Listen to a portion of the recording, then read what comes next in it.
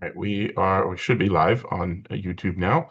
So welcome to Worldwide Slot Car Chat number 311, I think. I'm your host, Greg Gaub. Gang's all here. We got Tony and Paul and John and Mike and Rob and Dewan and other people. Let's talk slot cars. I'm going to do a quickie show and tell because this somehow managed to completely miss this fact, uh, which surprises me. Maybe it just wasn't made public, but share.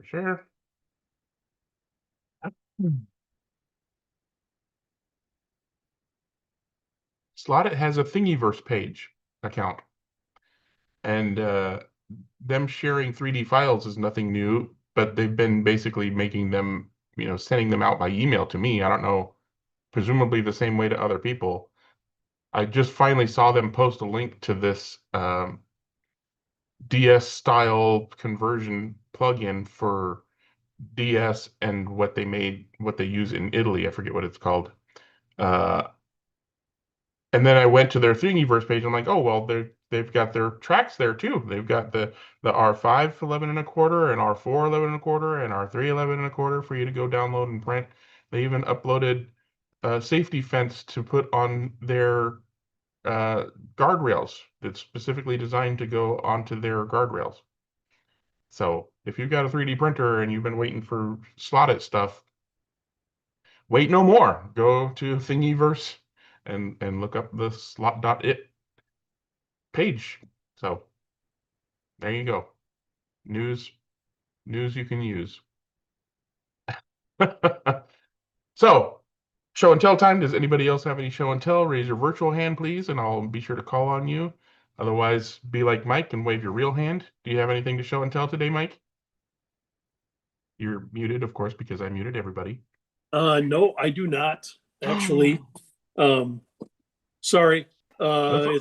It's not due till Friday, so next week. Okay, next week for sure. Okay, you got something, Jeremy? Actually, I do. Oh, okay. Well, since I put you on the spot, we'll make Jim and Jeremy wait another minute, as long as you don't take too long. At the risk of being mundane, No such thing. this is a power supply. Yes, it is. And it's the one that Harry from Home Racing World set up. And I really like it a lot. It's compact. It's got a really easy setup to adjust your voltage. It's 17 amps, so it's more than enough for just about anything, at least at home racing. And it's got a nice setup all the way around. The easy bolt, positive and negative, and if you push the red and green buttons in there, which adjust your amperage and voltage, you can adjust each numeric individually. Yeah. To what you want. It's rather than being a pot, it's a stepped setup. Yeah. Really nice. I like it a lot. How much did it cost? 60. 60? 60. Well, I'll give you the info on it. I mean, it's a computer power supply that he modified to those electronics. It could be. It absolutely is 100%. Okay. But that's not to belittle the work that he's done. Obviously, that's not a small amount of work to add those electronics and do what's necessary to make them work properly. Yeah. Whatever. It's really, really nice. Yeah. Is that going to be for your polycar track? I haven't tried it on the polycar track yet. That's where this one is going. So yeah. I got one each for the Scalextric track and one for the polycar track. So I've got them there. And so far, it's real even power. And I think it might have cured my problem with the new SP15D chips. Don't go So saying that out loud now. yeah, You got some wood to knock on because you better start pounding, dude. well, the only place I notice it is in the pit lane changer, and that one has not been separated Mm. from the rest of it yet. So I'm going to do two things. I'm going to put a power. I'm going to add direct power to that from the power unit, and I'm going to take out the solenoid on that one. I haven't done that yet, mainly because I've got the whole pit lane set up all wired together, and it's Why would you take out the solenoid?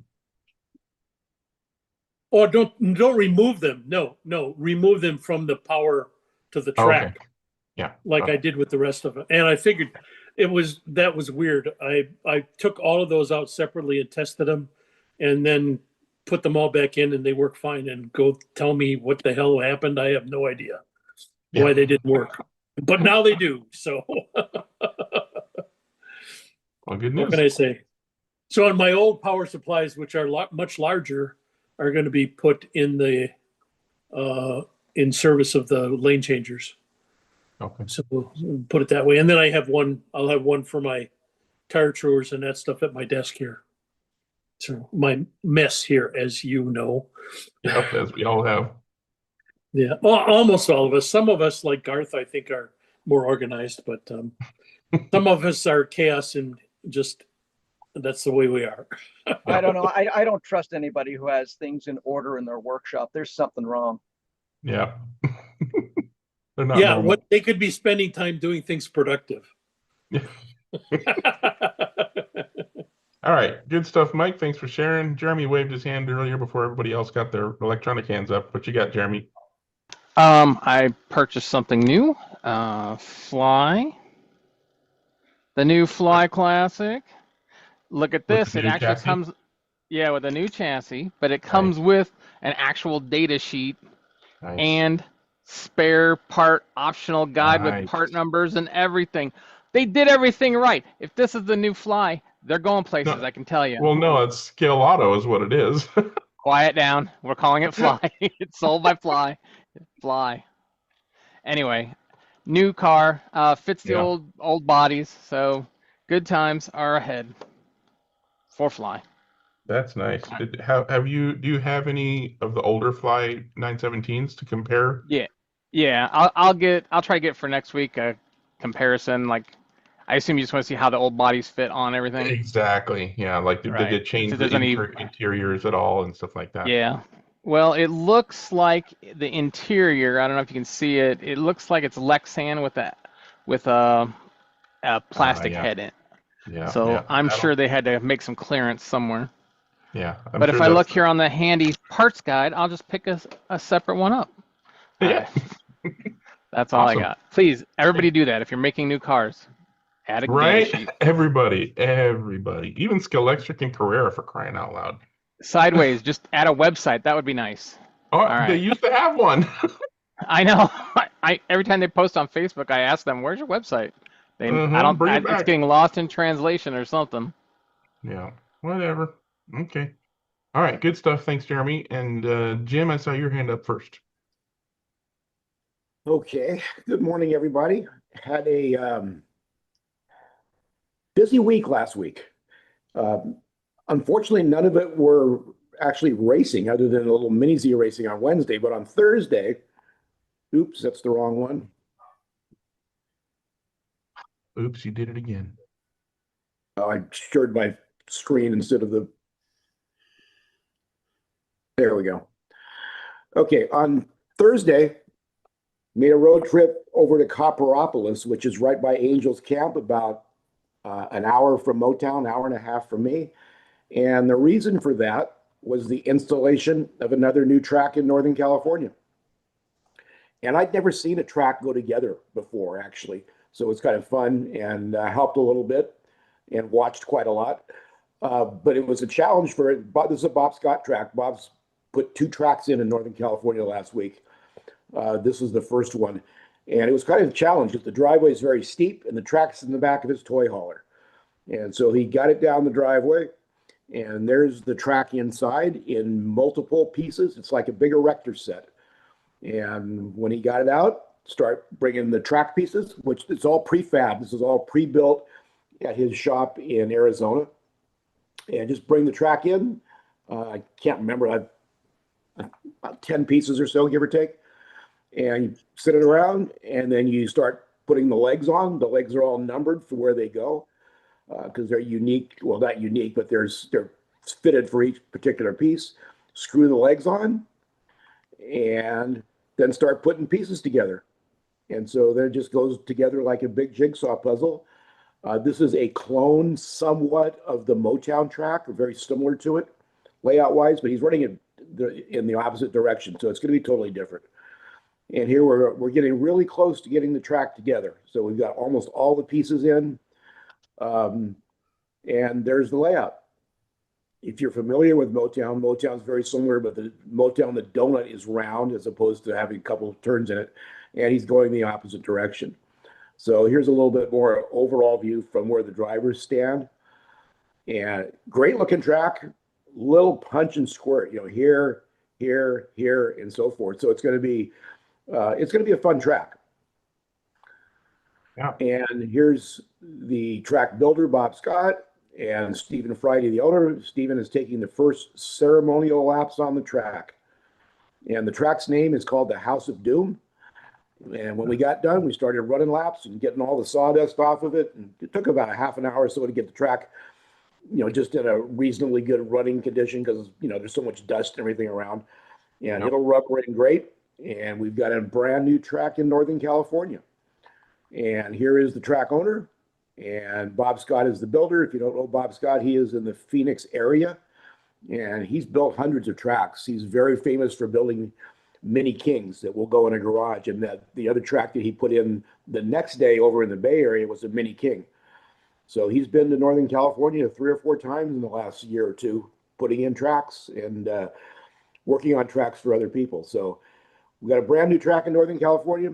Everybody's looking forward to running on it. It is a little bit out of the way. If you're familiar with Northern California, if you go to Stockton, it's about 40 minutes east of Stockton as you get up into the Sierras. It's right by Angels Camp, which is famous from the Mark Twain era.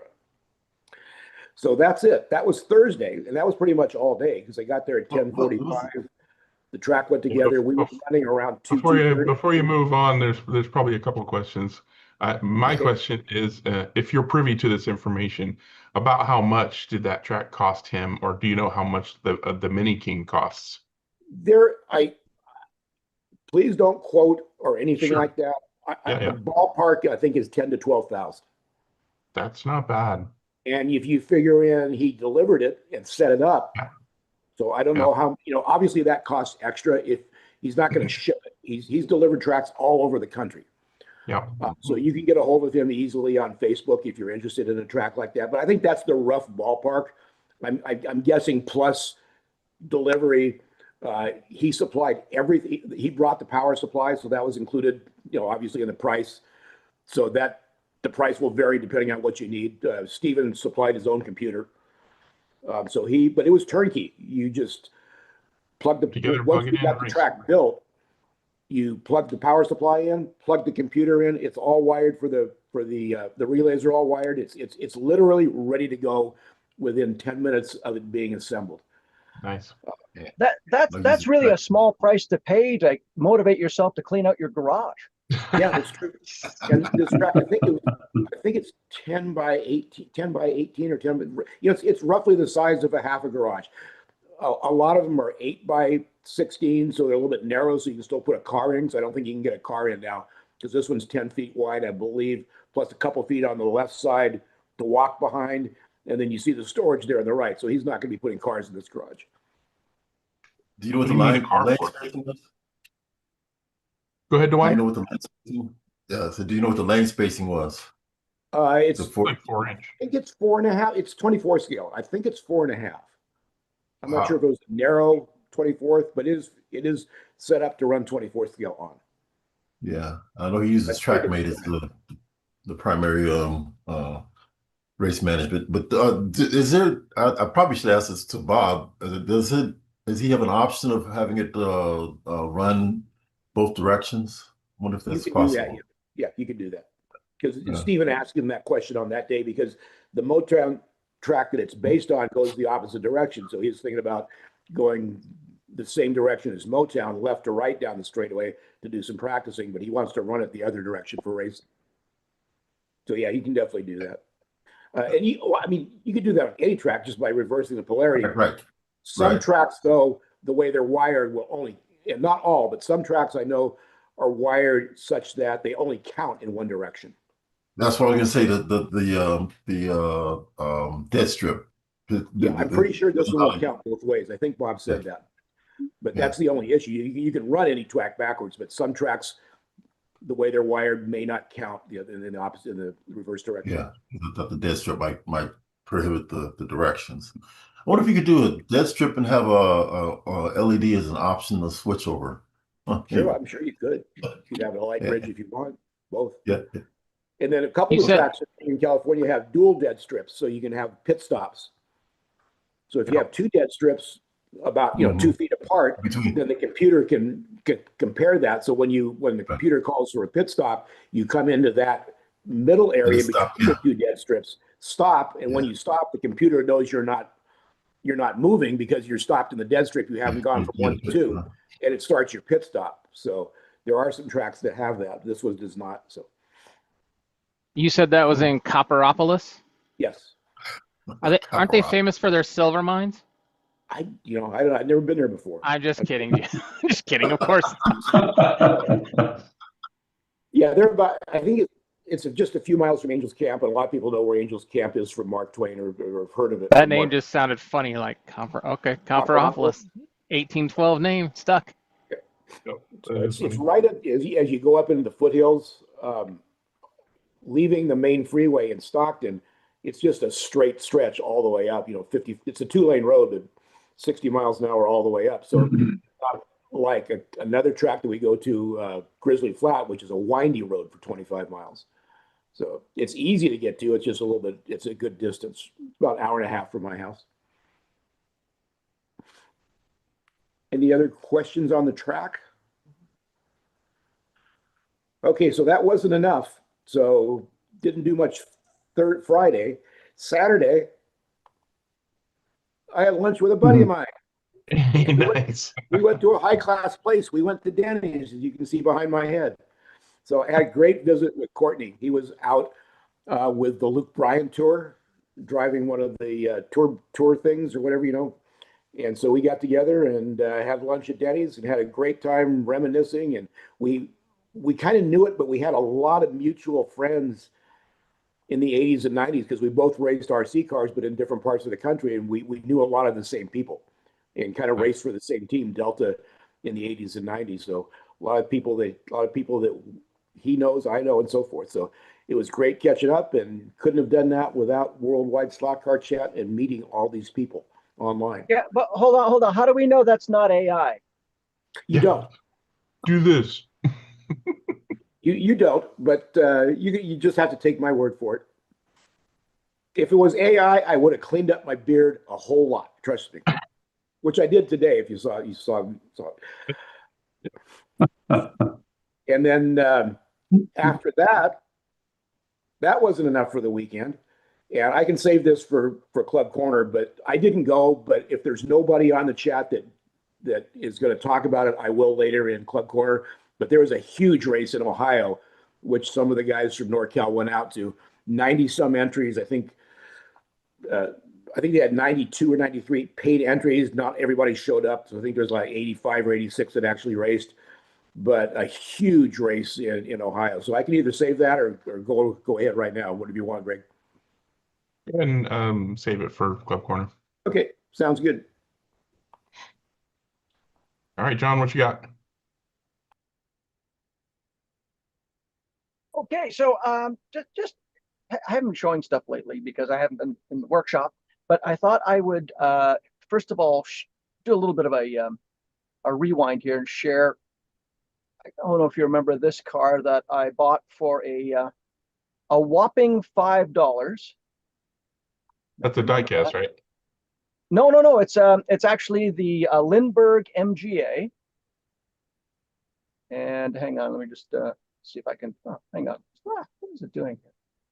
Oh, here we go. Now I can do this. Okay, so there you go. So that's the way it looked. So it was $5 Canadian, which is what, 3 cents US or something. Let me just stop sharing here. So that's not a diecast? No, sir. No, it's not a diecast. I'm going model. to. It's a model. Yeah. Oops, hang on. How come did I stop sharing? I stopped sharing, right? You did. Okay, Yes. good. So I did do an episode on my YouTube channel about converting it into a slot car. So here is the car, and there's the chassis. It's a front motor, rear drive chassis, all brass. But I also started detailing it, which is really nice. And it actually turned out really, really well. And it runs really, really well. But it needs a driver. So that's what I've been working. I've actually been doing figures in the last little while. So I don't know if you folks recall this figure. I did a repop, and hopefully that is in focus. Let's see, is that in focus? Yeah, it's not bad. And it's a repop of the Tester standing driver. And it's a lovely, lovely figure. And oh my gosh, does it ever paint up nicely? Really quite nicely. And then I thought, while I was painting, I created, there's nothing like an angry driver at the track. Right, that's yeah, because I've He's never yelling encountered, at the marshals. oh my goodness, yelling at everybody, the pit crew, you name it. Yeah, he's just, there you go. And then for that MGA, I've got a body and a head that I'm working on. Also, I'm working on another figure for another car that's almost done. Enough said. You know what I'm talking about there, Mr. Gobb? I mean, I'm hopeful, so we'll see. I'm not gonna go counting chickens now. What is it? What has it been, a year and a half or 2 or 5? Yeah. Well, Oh, I got to catch up with. Hey, listen, I did my bit. There's just some people who dropped the ball on the first, on the goal line. What can I say? I think he got wrangled into it. I'm not gonna give him shit about it. I would, but that's me. So anyway, so that's the kind of stuff I've been working on. That's why I'm down here, and while you guys are talking about your racing, I'll be painting. Sweet. All right, looking forward to that. Thank you, sir. Rob, you got your hand up. What you got today? Yeah, I have just a short one. I wanted to report back on the brushless car stuff I've been playing around with. I stuck it inside of the RevoSlot GT1, and it's a small little KC Racing 1106, and it's a 3000 kV motor. I got my little screw-on, set screw-on pinion, I think scale auto, and it worked out really well. The car performs quite well. I've had to go into the ESC and program it with my external programmer and get the darn thing to slow down because it's so darn fast that it actually flew off my 20-degree bank turn and fell on the floor. And so I went ahead. Now this has got some quick slicks on the back. It's not super tuned, but it handles pretty well. I put some tape on there to kind of slow things down for the chassis pod. But it runs really fast. It's got plenty of power. It's probably got 200 minimum grams per centimeter torque. And it's I had to slow it down, so I went in and there's like, I don't know, 7 sheets of paper here for all the programming parameters. Now these are in full documentation as far as explanations on what everything is, but there's one on here called duty_max, and that one sets kind of a speed RPM limiter. So I set that one down from 100%, which is what they are when you first buy the ESCs. I set it down to 65, and that's where I'm running it, so I can go full throttle around the 20-degree bank, and it's really fast. I'm not a big fan of RevoSlot, but I may eventually swap the motor out and put it in something different. But yeah, it's been a lot of fun. It's been a good little kind of education. And if anybody's interested in doing it, get a hold of me through worldwide chat, and I can send you some information about them. But yeah, the darn thing runs nice. Now I have a DeFalco analog controller, and it will have a little bit of less control with a DeFalco. So if you're wanting to get into brushless motors, you want to buy yourself a pulse width modulated, a PWM hand controller, because Really? all the settings that are in the ESC can somewhat be taken, not all of them, but somewhat of them can be taken over with the hand controller, so that the programmability, the braking, the accelerator curve, and all of that stuff is a little bit easier to deal with, so you don't have to program each individual parameter. Well, So I just wanted to report on that today. I was going to say the hobby's really come a long way from just touching two wires together to get a car around a track. Oh yeah, yeah. It's getting a bit more into the techie end of it. It's almost like going from carburetor to fuel injection now. I raced last night, and one of the guys had the LMP class with with one of the motors in it, and it's not quite as fast on this particular one. It's not quite as fast on a straightaway, but it corners like the devil, and because it's so light, especially with our 124th LMP classes, there's no weight limit on it, so he can put anything he wants into it from that standpoint. But it's the first time somebody's tried one of the brushless motors in one of those, and it really is sweet to drive. Yeah, even with this Revo slot, I think these come in stock at around 105, 107 grams with this little motor in it now, brushless motor. Even with weight in it, I've got 7 grams of weight in the back to hold it on the track, because the car got so light. It's still at 97 grams total weight. And then I tried to balance the back and the front weight, the four corners weight. So I got it balanced pretty good. It's about a 55-45 right now. But you definitely need a PWM pulse width modulated controller, and I'm not too inclined to buy one, because I don't want to spend $400 for another controller that I'll only use for one car. So Well, I may play around with the DeFalcos. The DeFalco works, but it's not the best. So that actually surprises me, because I remember a while ago when brushless was entering the hobby, that people were complaining that the PWM controllers were like the frequencies the controllers were using didn't agree with the speed controller in the car, and so it was having erratic behavior. But this speed controller sounds like it works better with PWM than straight DC. Yeah, this is a Remora ESC, and I'm not sure of the other ones, but KC Racing sells maybe 3 other ones. Some are for RC cars, not they're all for slot cars. But the Remora for RC, not sorry, for slot cars is probably the preferred one to use.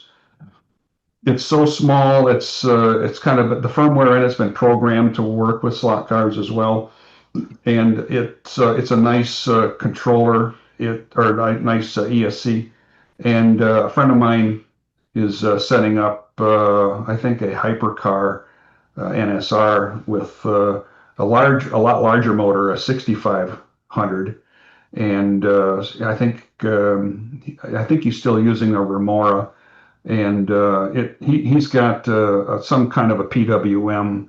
I don't know if does Scale Auto make a PWM? What's the orange one though?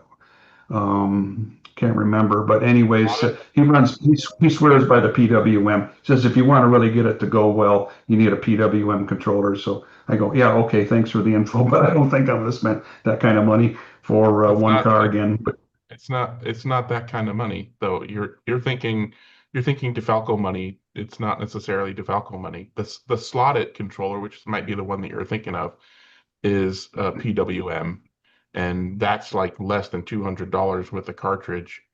But the ESP32 based controller that Henry is making and selling is PWM as well, and it's even less expensive. So you're definitely not talking about $300-400. You're talking about less than $200 for a pretty good PWM controller.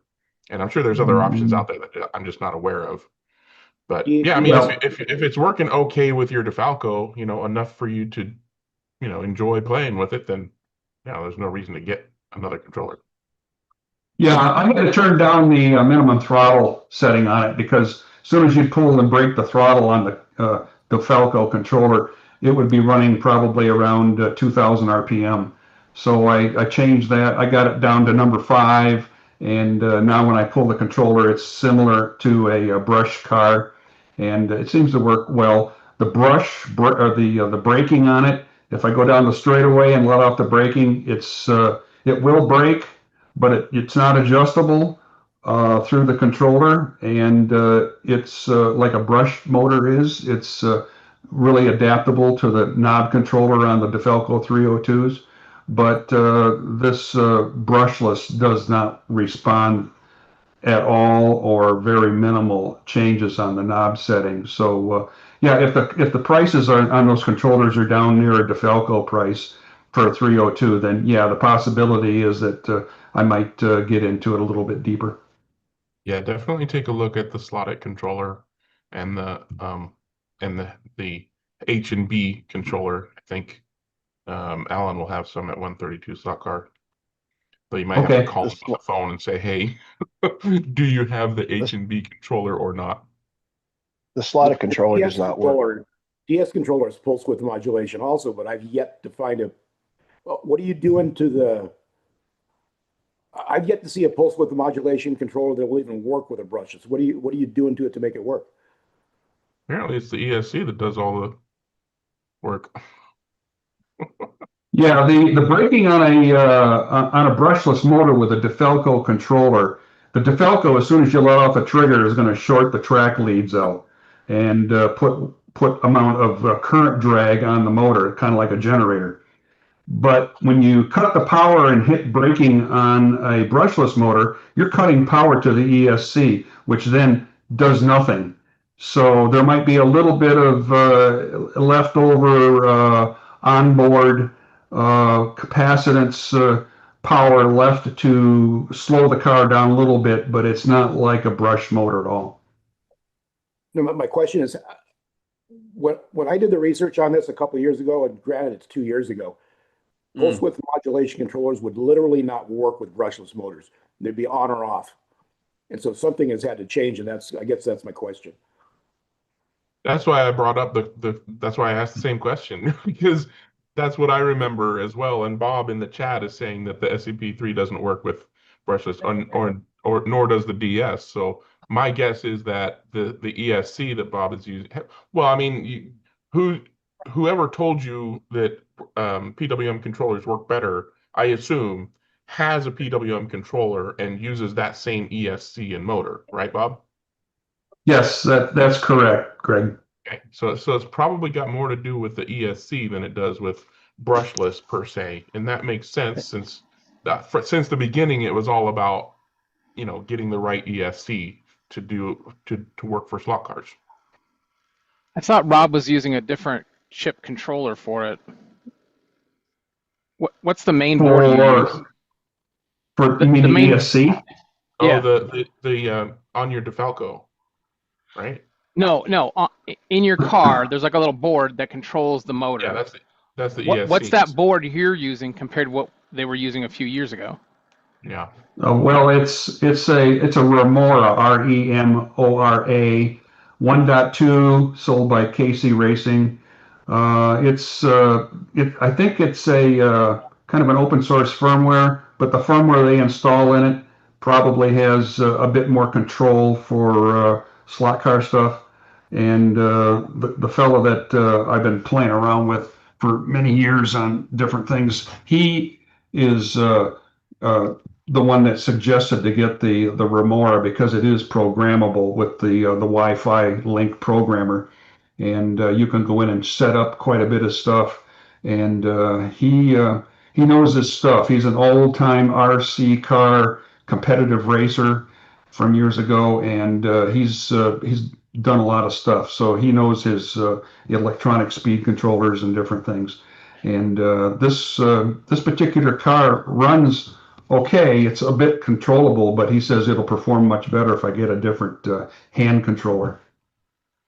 I'm thinking maybe somebody just figured out an update to those boards and now it works. Maybe I don't know. It's a possibility, yeah, because the firmware on this thing you can repop the firmware in it, reload it with different firmware loads, and yeah, I would imagine that over the period of at least 1 to 2 years, it's been modified. So it's the DOS slot chip. Yes. That's Yeah, the what I DOS have. Remora ESC 1.2. That's exactly what I have. So DOSLot was the brand that was being talked about a lot a couple years ago. So Yeah. sounds like they've made some significant improvements in the firmware since then. Is there So nothing? the, Is there nothing there that tells us that it works well with a PWM controller now? Then That's what I've been told. So I trust this guy, and you know he knows his stuff. So Yeah. he's clearly, if it's working he's for him, it's working. he You won't know, he wouldn't lead me astray. is it worth doing a My Control F for experience- PWM? Sorry, Wayne. I was, yeah. Greg's got it. A Control F, a find. Yeah, that's what I was trying to, but it's not in there. Nothing there. No. Mm. Now, he also mentioned that if I wanted to change the resistor network in my DeFalco, it may enhance the control a little better. I've got the standard resistor board in it, and my brother does have around a 330 or something. I've got the stock one. I don't know what it is, around 500 ohms. But he says that might change things. Stock for 132 or stock for 124? 132. That's usually a 290. Okay, it might be a 290. I think my brother's got something like a 320 or something. So at that size, at 16.5 by 25, that strikes me as being almost identical in dimension to a Scalextric digital chip or a oxygen chip. Yeah, they even sell a 3D printed carrier. Yeah, that they sell a 3D printed tray, but it's not ESC safe. So it's not EF, or I'm sorry, what is it? ESD safe. It's not ESD safe. I think they make it out of nylon, and I don't. Oh, okay. I'm a big ESD guy from electronics, and I didn't want to put it in there. Sorry, just for the idiots amongst us, is that electrostatic discharge that you're referring to? Yes. Yes. So I was going to interject. There is an ESD qualified filament that Prusa makes specifically for this kind of thing. Not cheap, but it would definitely be, if I was printing a spool worth of these out of that filament, $5 would not be an unreasonable price for me to recoup my investment and get a little bit of profit, because those are that's tiny. You could probably it's a very tiny tray, and the board has a lot of. It's a double-sided board, so there's components top and bottom, and they're right to the very edge, so it's hard to clip onto anything. Yeah, you could probably get hundreds of those out of one spool of filament. So yeah, I printed ESD filament before for shipping container information or packaging stuff for my fiber optics company I was working for, but I didn't want to go with that, so I just stuck it in a piece of heat shrink and just to double side tape it to the bottom of the chassis, and it's good enough. It's somewhat protected, and it was cheap. Yeah, so it looks like the Prusament PC space grade, so it's a polycarbonate ESD safe, is not a typical full spool. A typical full spool is 1 kilogram. They're selling 850 grams for $250. Whoa. Whoa. You can't afford not to buy it at that price. I mean, if I was gonna print a whole spool of those ESD trays, thinking I could sell them all, it would still be worth it. You know, Yeah. I could charge more than $5 because if they're selling non-ESD safe ones who's buying those anyways if they know it's not ESD safe for People don't know. people who don't care. And then they Yeah. find out. But yeah, if they're charging $5 for a non-ESD safe, you could charge $10 for an ESD safe one easily. So you'd only have to sell 25 of them to recoup your investment. Anywho, that's a thing. That's part of the game for components. You got to be careful and aware of what's going on. Yep, for sure. Well, obviously, some more testing of those ESDs with PWM controllers is in order for the brushless mafia out there. I'll get some more. I'll get some more background information as to what actual controller he's using as well too, and I'll let you guys know next week. Yeah. Alrighty, looking forward to that. Anything else, Rob? That's it. Thanks. Okie dokie. Anybody else got any show and tell things? This time I'll let you wave your hand, or I'll let Chris interject. Is he even here? No. All right, so I guess we're moving on to Club Corner. So I know Jim has something he wants to talk about with the AMSCO race. Oh, Anybody yeah. else wants to talk about stuff? I'll let Jim go ahead first. Okay, yeah, I don't see anybody here that was there, so I'll go ahead and do it because I wasn't there, but I watched Wasn't it. Bob there? What? I think Bob was there. Bob Yeah, he was. Bellini. He was in the I chat. was there. You said, yeah, he was there. If he Yeah, wants, if he wants to talk about it, I'll let him, or I can talk about what I saw, and then he can chime in. Yeah, that sounds like a plan. So this is a big deal. They spent, a few years planning this. It was over this past weekend. They had some hiccups, which is to be expected with the first try. But the point of this is bringing European style racing to the United States. And so the first thing you've got to do is do the European style tracks. These tracks were massive compared to what we're used to. It's like a big commercial 24 scale track, 30 by 30, 8 lanes, 175-foot lap lengths. The lap times were in the 13s. The fast guys were in the high 12s. Ian was faster than that. But, it's a massive track and a massive undertaking. It was done at an RC facility, which had the room to put this in. And so I applaud them, whether, who knows where this is going to go, but they're definitely be commended for just undertaking this. Because like I said, it was massive. There was a very good live stream with Marty Ford. So it was there throughout the weekend. They ended very late on Saturday because of some glitches and some stuff beyond their control.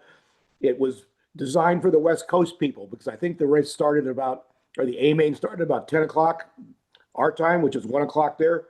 So it went late into the night. Big entries, over 90 people that actually signed up. These are the numbers that showed up. Was that 89? They had two classes, GT4, GT3. They were the same cars. GT4 was a little bit restricted in the gear ratio, different tires. So in theory, the GT cars were slower. There was one GT4 car that made the A main overall. And so they weren't that far off, but they were definitely a little bit slower. But that was by design. They wanted to have two classes running at the same time. And so you see the track here, how big these things are, and the number of entries they have. Yeah, they're taking care of it. Somebody didn't mute.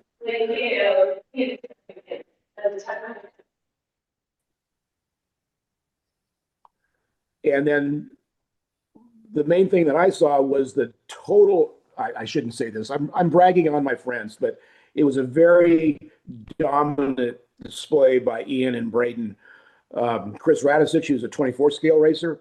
Steve Holtzman is one of the founders, I believe. And then you see Ben Nalitz there. He was the GT4 car that made the A main. Dan Tufts is a California racer that races out of Electric Dreams and has been to Motown quite a bit. Todd Olery had an issue with his car. He qualified almost dead last. He had some qualifying issues.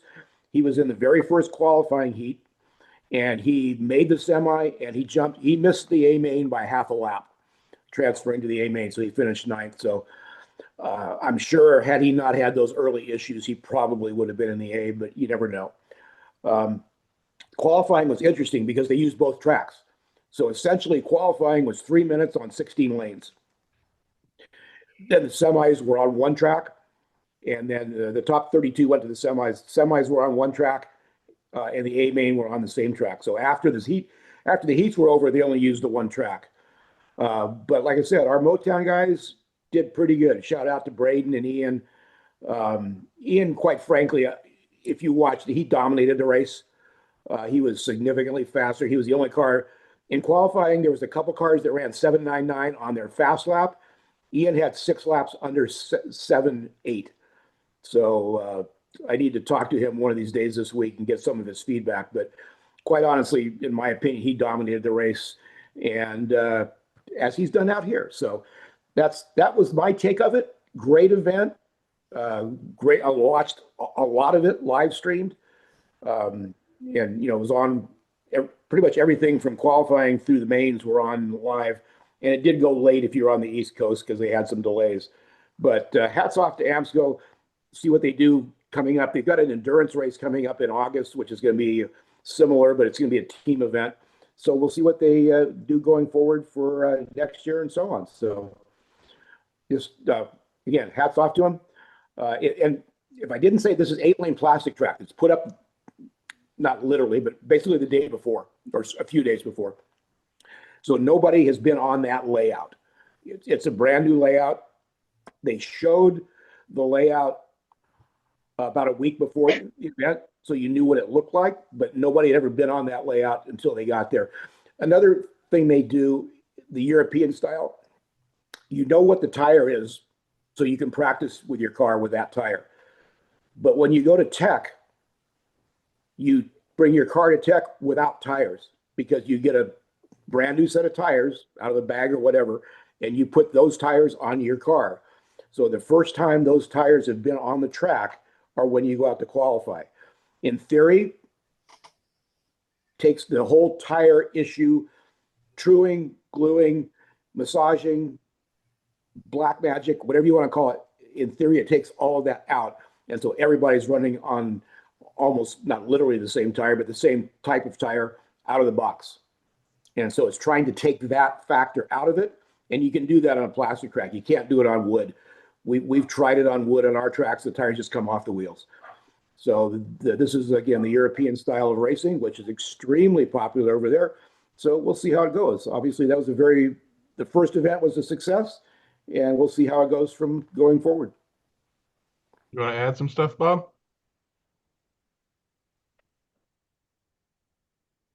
Gonna go to a quiet place. My wife's having cataract surgery right now, so I had to walk outside. So, yeah, Jim, that was a great follow-up on a review of the event. We got there about 9:30 to 10 o'clock Thursday, and they were still assembling the second track.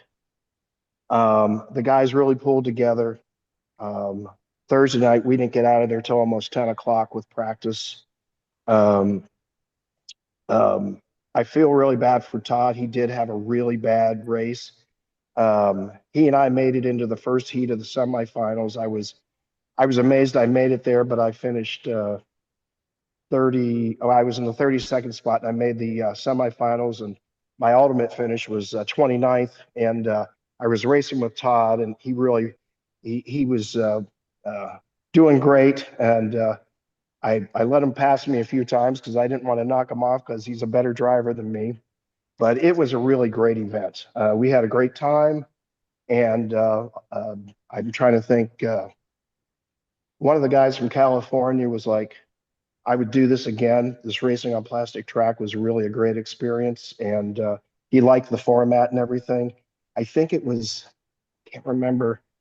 He races at Motown, I think. No, it wasn't Dan Tufts. It was like Bernard, maybe not Bernard. No, Braden. I can't remember. Well, Braden, but this was an older gentleman, and I Okay. started talking with him. But um, it was very competitive. Definitely Ian and Todd and Braden they had the setup, and I guess they got some of that setup from the Scale Auto series you guys had, that Electric Dreams. They were actually running dual suspension, not only at the rear of the motor pod, but also on the side mounts. And as Jim said, Ian just was hooked up, man. That car was so fast. It rarely slowed down to take the corners. The guy is just amazing. So it was really good. You know what happened to But Todd? he just had no speed, no power. It seemed like, I don't know if it was a braid issue or what. He tried a different controller. He was using the Apex. He tried, I guess, Ian's controller to see if it was a controller issue, and then he basically just, took what he got. And he was, it was really sad because he is such a good driver. And those guys, every time they came off a practice heat, they would be back in the pits doing a little bit of tuning. I asked Todd. I spent a little bit of time talking with him, and he said at Electric Dreams, they're trying to scrub grip, where here they were trying to get grip. And so they were playing with different techniques. And the three of them certainly showed that with their lap times. And it was pretty amazing. I mean, I think my best lap time was a high 13, excuse me. But seeing those guys go almost a full second faster was like pretty amazing. So, but it Well, was a great event. was your In motor a qualifying- handout unit as well? Say again? Was your motor a handout unit as well? No, it was a spec motor. It was the 21,000 scale auto motor. 011C was the motor designation. So, and we were limited to a 12-tooth pinion, but I raced in GT3, so it was a 12-tooth pinion for all the cars, but we could change the spur gear to whatever choice we made. Yeah, in qualifying, Todd came off on every lap. So he was having some kind of issue with the car. He did not run one complete lap in qualifying. His qualifying time, I think, was 17 seconds. And I texted Ian right after that, and what's wrong with Todd's car? And Ian texted me back, we don't know. So it appeared to be a brush pickup thing or something, because the car would come off almost at every corner. Yeah, so in GT3, the motor had to clear the track by 0.8 millimeters, whereas GT4 had to be a full 1 millimeter clearance between the motor and this clearance block. And the GT4 cars were basically set up for stock guys to run, so they ran a slightly larger diameter tire. And that the one guy that finished with that GT4 car, it was rocket fast. I mean, it was really fast. It was a Viper, as I recall. So I think he qualified like fourth or fifth with that car overall. It was amazing. I think so, Jim. Yeah, it was amazing fast. So, but Was it a different tire for the two categories then, you say? Same compound, different diameter. I get you. So we were running a smaller diameter tire.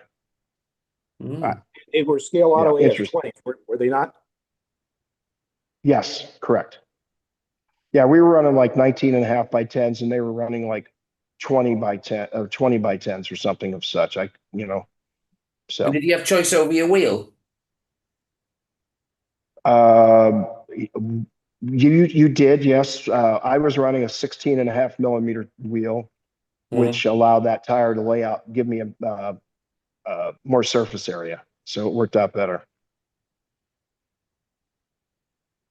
Yeah, one of the guys I know online and on Facebook was at that event. He came up from Florida, I believe, and I think he said he brought his son. You might have raced against him. His name is Caesar Caesar Roulier or whatever. Correct. Did you? Right. I didn't see him on the track or anything, but he said he had so much fun. He's looking forward to the next one, and he's looking up other events. He's like, how do I find more information about that digital event that Professor Motor did. I'm like, here's the information. He's like looking forward to whatever they do next. He's stoked.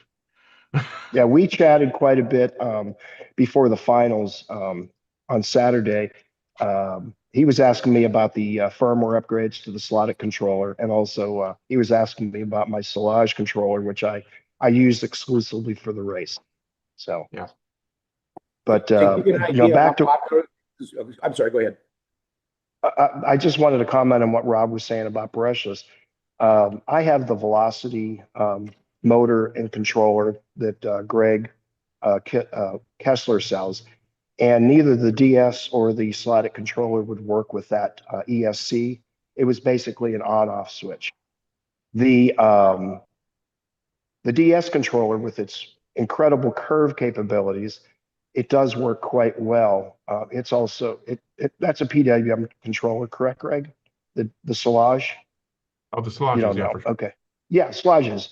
And it works quite well. The curve is very flat for like at least the first half of the throttle curve, but it does work well. I actually created a custom bank to work with the brushless setup, and I was really happy with that.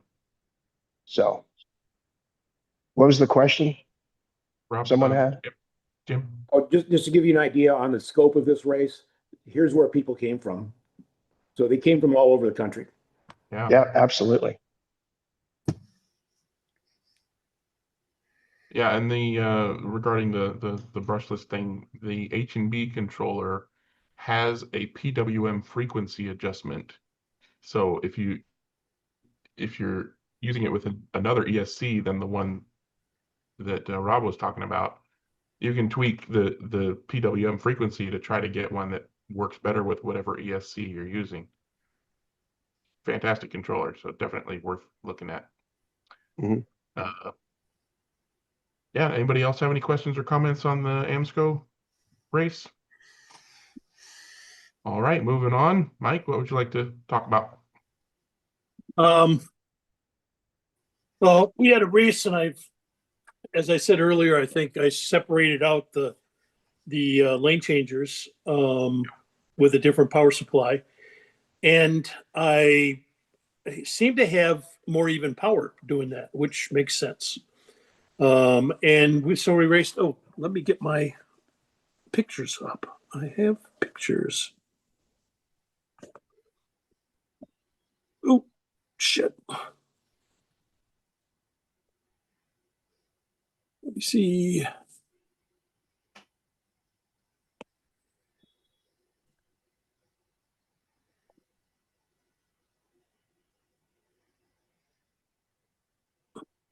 Okay. First race we had 5 of us. Oh no, 4 of us there, and 2 ghost cars.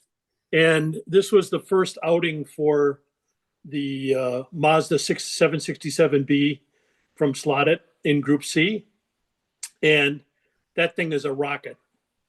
At least mine is. I put one of the slotted weights in the back, put G25 tires on it, trued them, and put it on the track. And I was immediately 3/10 faster than anybody else. And those are tuned cars by me from before. So it was a good race overall. I ran away with it. Shiggy had a bang up battle with Ellen, which was really good to see that she's up their game pretty well. And they finished pretty close together. Now you notice I have a different format, and the reason is I don't know. I cannot get it back to where it was before, but this is the format now. I don't know if it's a little harder to see. I have to figure out. I'd love to get the writing much bigger, but there seems to be some kind of cutoff for the size, and I don't know why that is. Whether I what I'm doing. would suggest, first of all, I would suggest saving this race setup. Like that's a thing. You can save all of these settings so that you can mess around and then reload them if you mess things up. Oh, But okay. also there's a whole bunch of pre-programmed race settings screen formatting. So you can load different ones to see how you like them and then tweak from there. So definitely look through the options of, save this one first and then look through the ones that you can load to see. I think it might be through the ability to save and load is like via the display control panel that gives you all the settings to tweak, Mhm. like buttons at the bottom, load and save at the bottom. So Okay. give that a try because I guarantee there's one that has a better setup than that you can then tweak around. Okay. Yeah, it took me a while. That there for me at least, this has been a really convoluted thing to figure out. It's just like it's not simple at all. It's nice to have all these adjustments, but it's a pain in the ass when you have no idea where to look. Yeah, And that's why not only saving that, those but profiles. what it In fact, actually I does. could probably export and send you the one that I was using that basically I just simplified things, made them as big as they could be on screen, and got rid of all those columns that I never look at and stuff like that. I'll try to remember and send that to you. Oh, okay, that'd be great. At any rate, I kind of like it because it separates out the colors in it nicer than the other one did. So it's a little bit easier to tell who's where. And obviously your fuel is front and center. So right away. On the other hand, it doesn't give you those nice little setups for the go signal from the pit when you're full, that kind of stuff. So I'm trying to figure out where that is, but I still haven't figured out why it suddenly changed. What happened? And it's like, oh my God.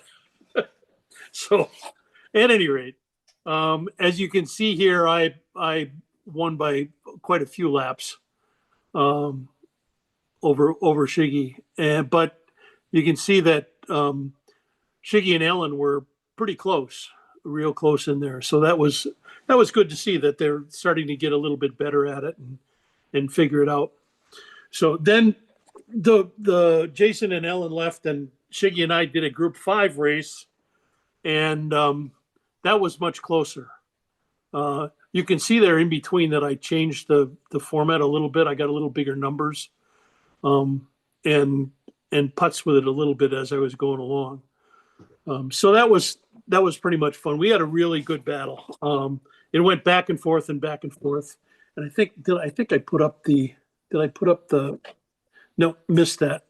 At any rate, the Group 5 cars, I used the BMW 320 Group 5, and Shiggy had the Nissan GTR.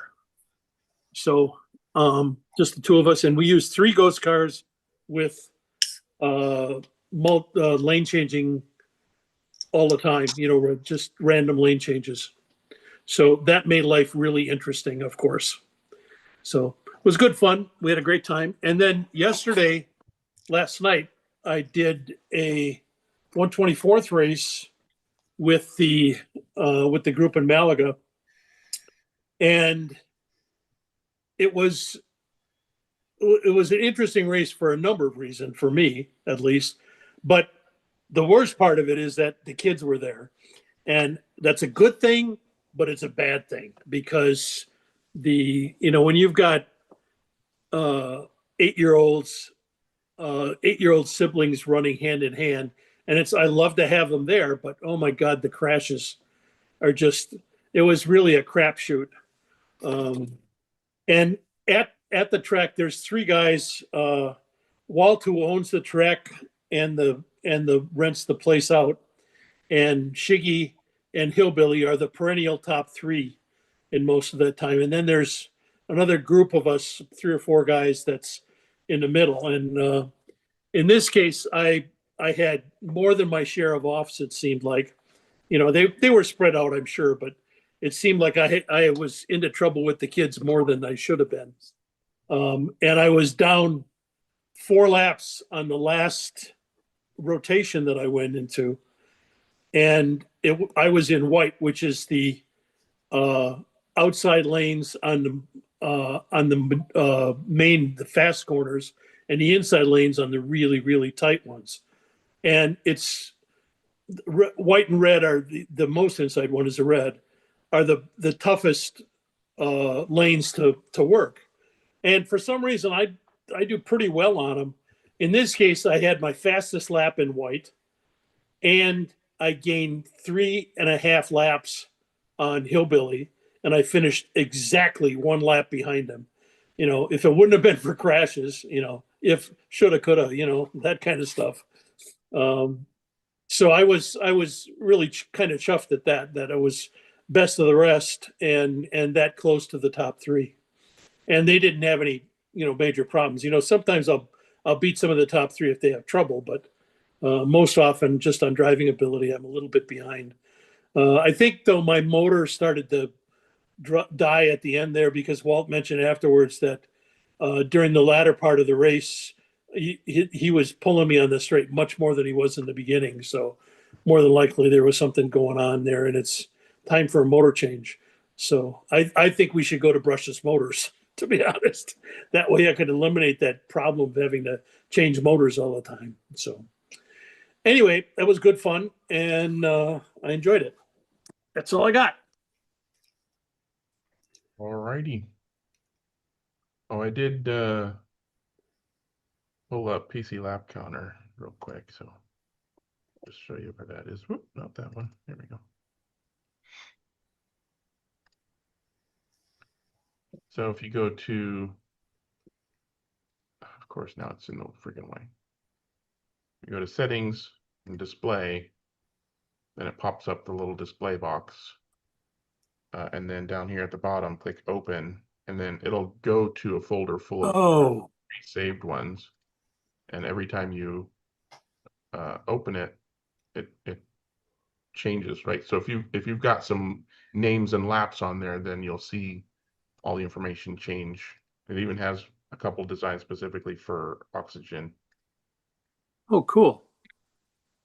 But you probably still, I mean, they're all fairly different from one another, except like the 8, 16, and 24 lanes. Obviously, they'll be different. Like cramming 24 into the same screen. I think it has to be scrolled. I don't think it actually shows all 24, but it's in there. So before you do that, hit save. Yeah. And then give your thing a name so you can find it easier later, and then play around. And my guess is that this you never saved your previous one, obviously, because you didn't know that was a thing, and it lost its configuration at some point, and so it just defaulted to one of the other ones. So you're back to square one with getting your thing the way you like it. But save. Once you do, save it. Save it as you go, right? Yeah. Just in case something goes wrong. Yeah, at least I've got that one to fall back on. Yeah, I'd like to get the numbers bigger so you can see them on the video. Fairly easily. I'll send you mine. You usually only have like 6 racers anyways, even with usually 6. Yeah. Especially since most of the time I'm doing SSD. So yeah, so I set mine up to be 6, and they fill it from the top to the bottom. So it's 6 even slices of the screen, and nice big numbers, good contrast, all that jazz. I haven't looked. Is there a column for number of offs? I don't think there is. There's like a penalty, but that's like I'm not sure if that's automatic, or because I know you can with automatic track call, it might track that as a penalty. Yeah, I don't know. Okay. It wasn't always high on my priority list. Unfortunately for my racing on Monday, held at my house this time, one of the cars wasn't counting laps. So I'm like, okay, I'm not gonna mess with the car. I'll just put a different car on the track and reassign that controller.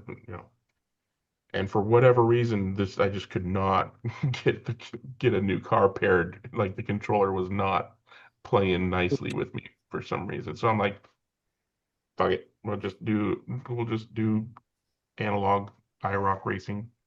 So put my 2 Group 2 Revo slots on the track and just went that way. So now I got to figure out what the hell was going on. Maybe it was a low battery. I don't know. Whatever. Fucking.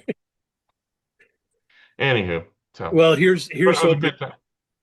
It was at my track, so it was still a good time. I didn't have to drive to a track through rush hour traffic, and then I didn't have to feel like I'm rushing the guys through the racing process because I want to freaking get home before midnight.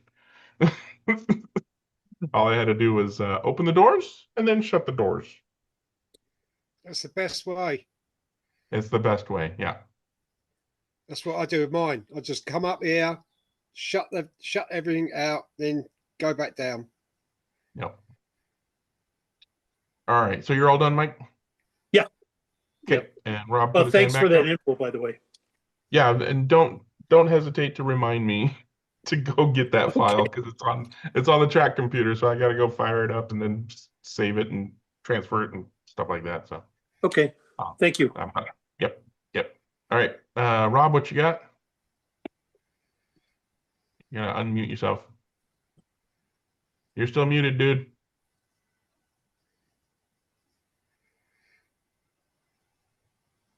Okay, sorry. I just got off the phone with a buddy of mine and the guy that helps me out getting into this brushless stuff. The controller that he has, one of the controllers, he has two pulse width modulated controllers.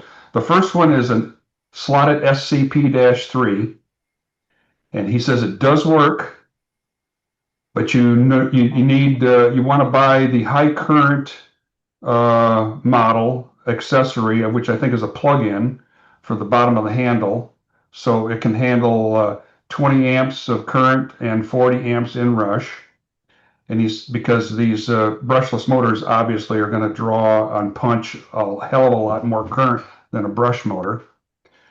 The SCP-2, he said, will work, but both of those models, I think it's the SCP-201FG, you need to understand and how to control or program both the ESC and the controller. And the SCP-3 is programmable through a phone amp. It has built-in Wi-Fi, I believe, and he's got the phone app, and he can control it through there and set it up and program the hand controller. And then also he programs the ESC so that he says you have to understand how to program this stuff together. It's not something you're just going to walk into and plug in some numbers and fix it because it's a bit involved. But he does have the SCP-3 with the high current cartridge, and those go and those are usable for programming with the phone app for setting up the hand controller.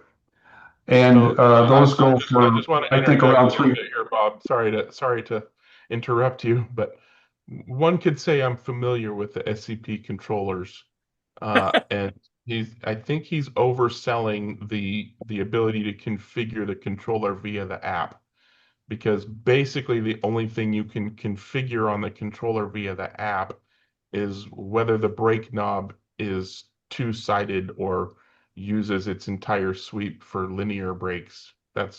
And you can change the firmware, but you can't like change the PWM frequency or set limits or anything like that. But you do absolutely need to understand how all the knobs work, but that's true for any controller with more than two knobs.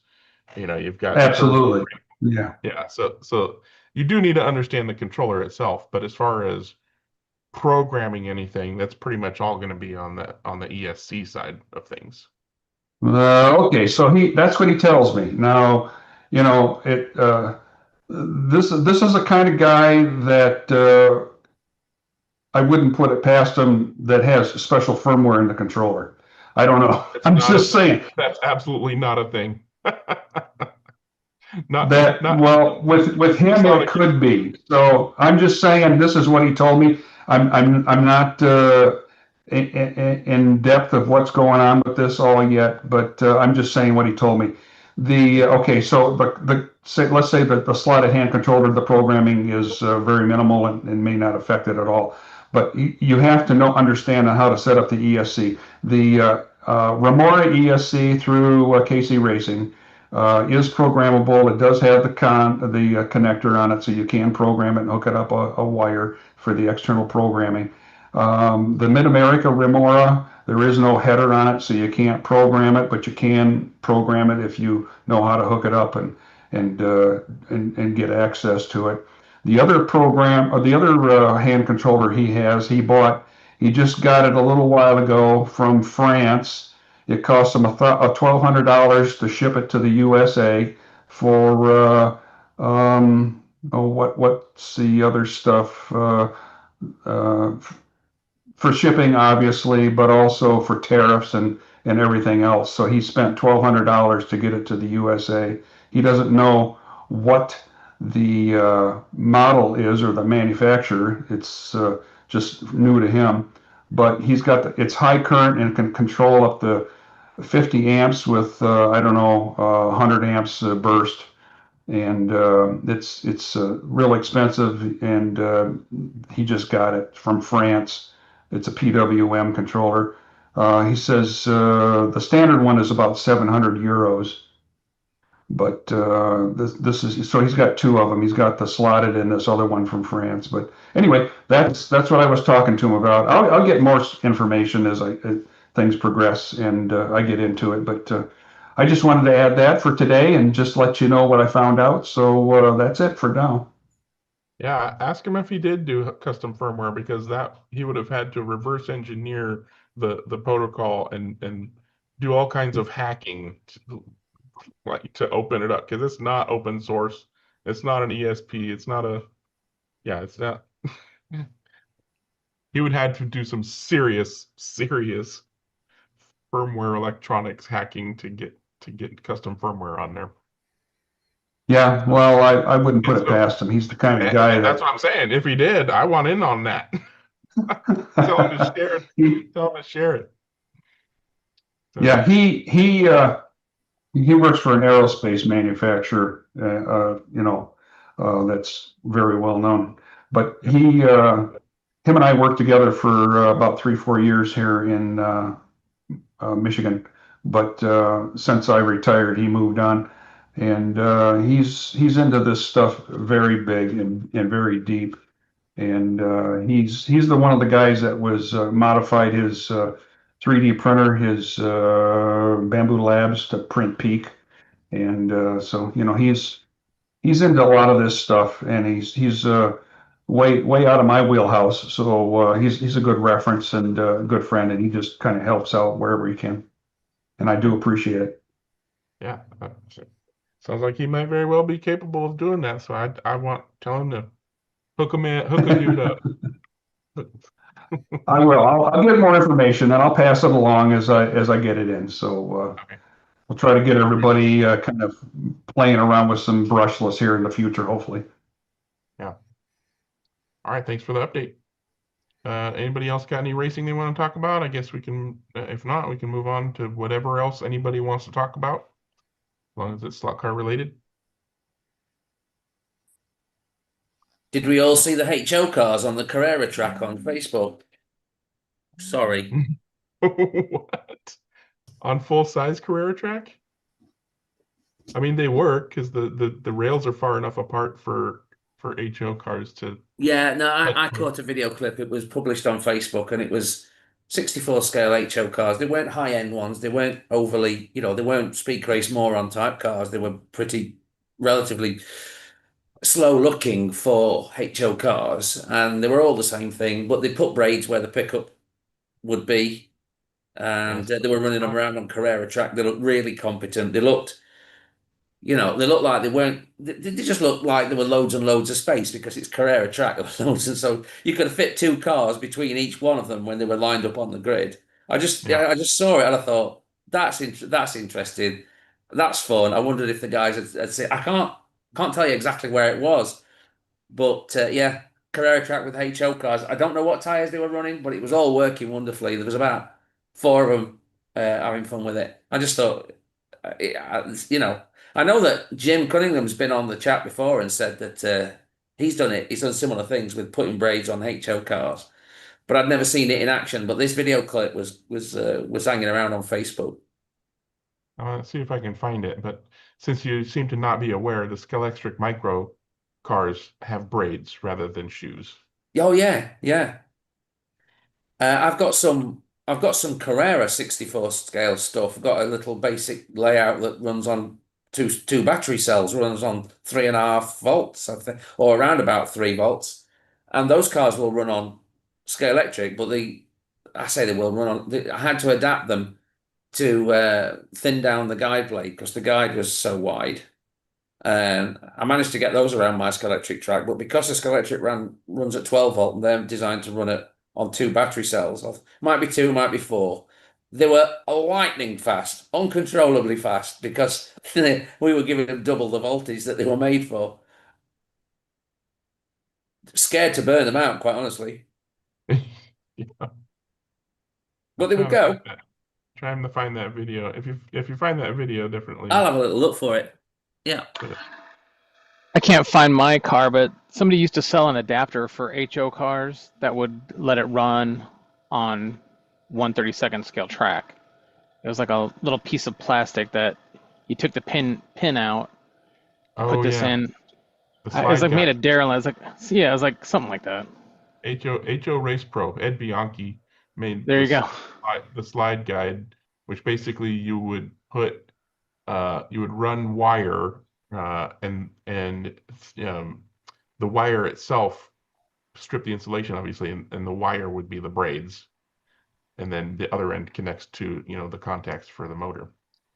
But it had a blade and rotation and everything.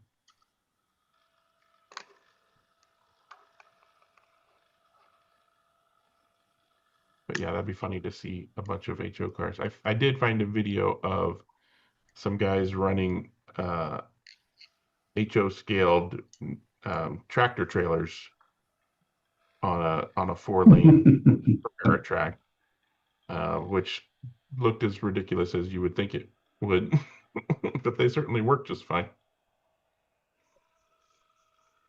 Mike, you put your hand up. One of our club members, he is a video on YouTube, I think. He's done. Do you remember the Matchbox steam engines? Not me personally. Well, he's motorized a couple of them, and he's done the Mammoth steam engine to run around a track as well. Is this the guy that turns everything into a slot? Yes, that's Dave Stevens. Yeah. Yeah, he's got like if it's got wheels, he'll turn it into a slot. Yeah, yeah. He makes monster cars, trucks, and everything out the Tamiya kits. Yep. Jim, can you pull that map? Yep. Oh, go ahead. I didn't see Mike had something. Go ahead. What do you got, Mike? Actually, I was wondering if you happen to know what the maximum voltage for the lane changer solenoids is. You want to stay 15 or lower. Okay. The reason I ask is because, I had a thought about using my regular power blocks from the 7042 to power those, but there's 16 volts at the source. Believe it or not. I think they're DC. They're DC output, right? Not they're DC. Yeah, they're DC output. Yeah. I mean, that'd probably be okay, but with those, it's going through the whole, electronics, so it's not actually that voltage at the track. I mean, obviously you're safe with 13.8 because that's what I've been running because of the fixed voltage power supply. So yeah, 16 is definitely the limit. It's like I don't want to give it a shot. Yeah, I would be safer. I would be safer than sorry on that one. Yeah. Use something else. Okay. All right. And then Jeremy was going to say something or ask something. I was going to ask if Jim, you had that map earlier of where all the participants for that race were. Can you pull that up again? Sure.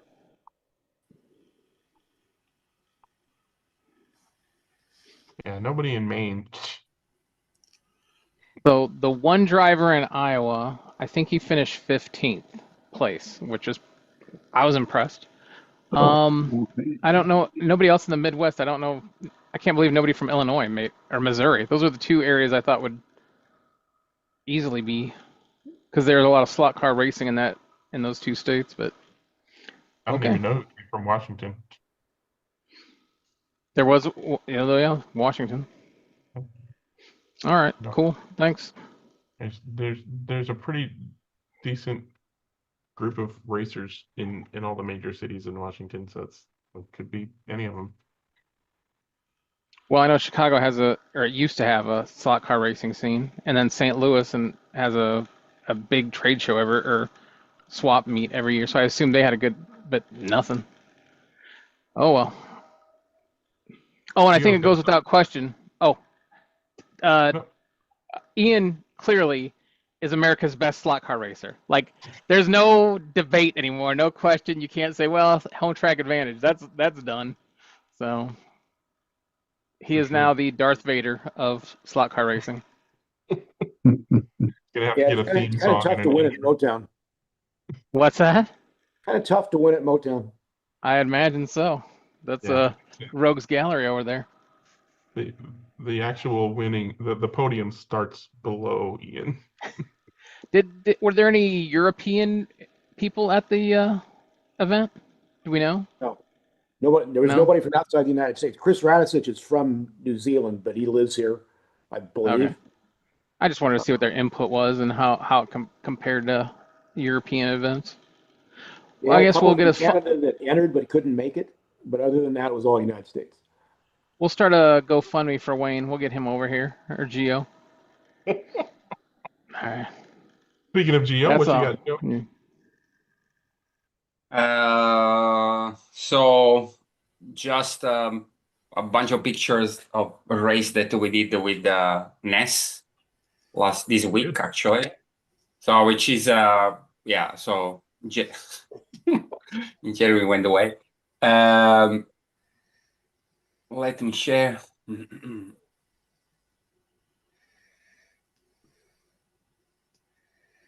So first, I would like to kind of share this screenshot because Chris kind of developed a way of, for the race director, let's say, to customize the information that you're gonna see on your tile.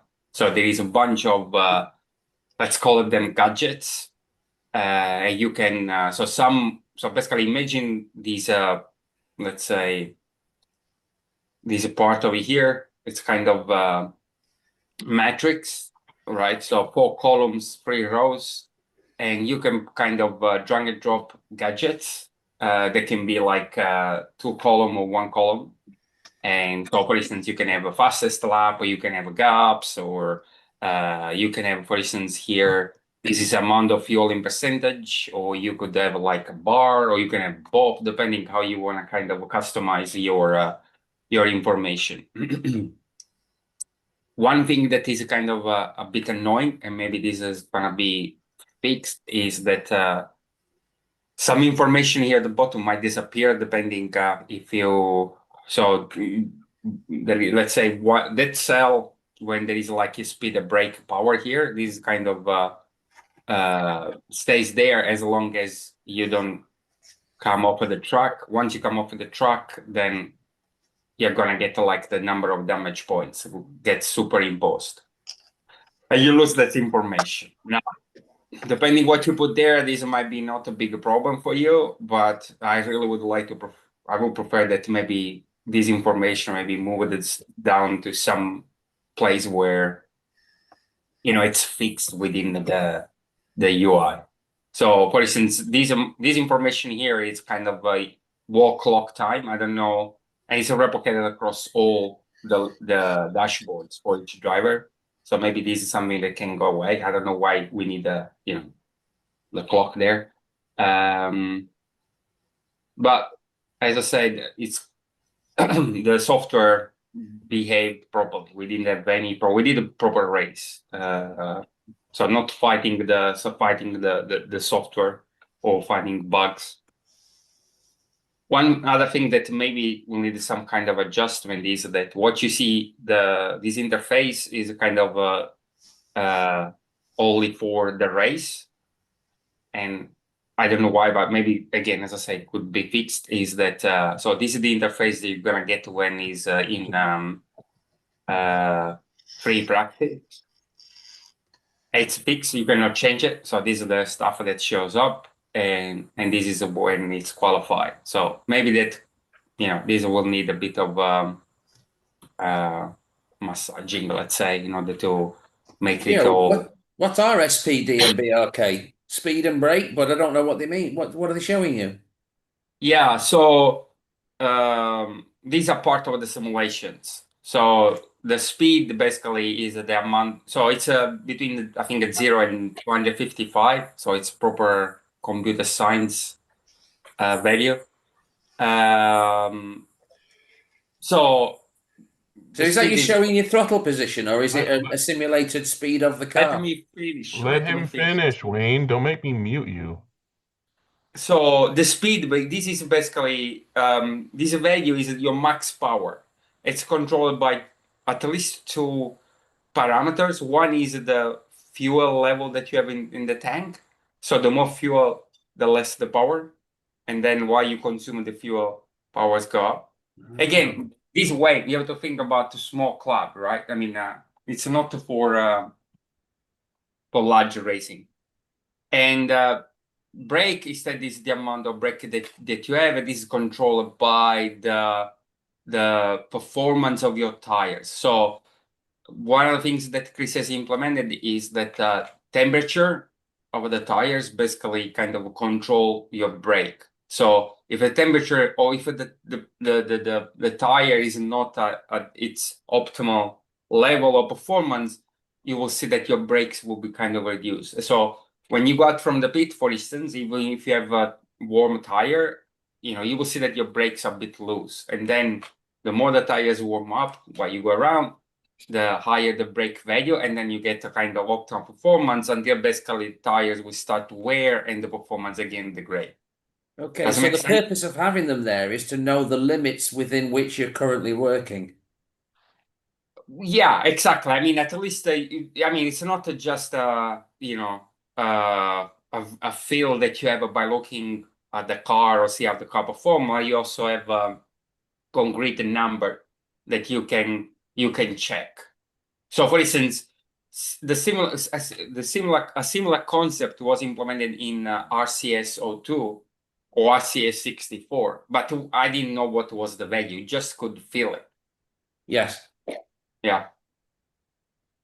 Then there are some more kind of fancy, information like, on the lap time, you can have like this stuff. It kind of gives you the average across your fastest 5 laps. I mean, but I don't think that something like this is really useful when you are on the controller, but could be more useful for people that are kind of, if you want to have like, let's say, a truck engineer or something like that, they could give you some kind of information back. It looks complicated. What? I said, gosh, it looks complicated. I mean, there's the graph. Yeah. There's two graphs. There's a graph icon and there's a graph. But again, as I said, you can simplify to this during the race. It's up to you how you wanna then customize during the race, and this is what we are using, and I think it provides enough information for someone on the race, someone that is on the controller. What is the 44 and the 3 in the bottom right, and the 17? So this one I think is basically the drops and the resets that you have in oxygen, and this I think gives the strength of the signal. Oh, I see. Yeah, this is pretty cool actually that you can have that one there. Again, if you want, you can customize these stuff by making these all disappear, but I think it's I still prefer to have some kind of information moved there fixed, like you have it up here as well. Yeah. So anyway, I mean, and the other thing is that the tool also, or the system has an analyzer that you can analyze the results at the end, but I've not kind of experimented with that. So this is something that I will need to kind of look a bit closer. And again, another feature I think is also related to saving the race results, and then you can analyze it later. That this is a bit what RCS 64 had, that you could there was some information stored that you could go and have a look at it. But so this was just like for the evening, was it just 4 of us that kind of it was mainly for testing the software. It's been like 2 months, I think, since the last time that we tested, between my traveling and then coming back and getting sick like a dog.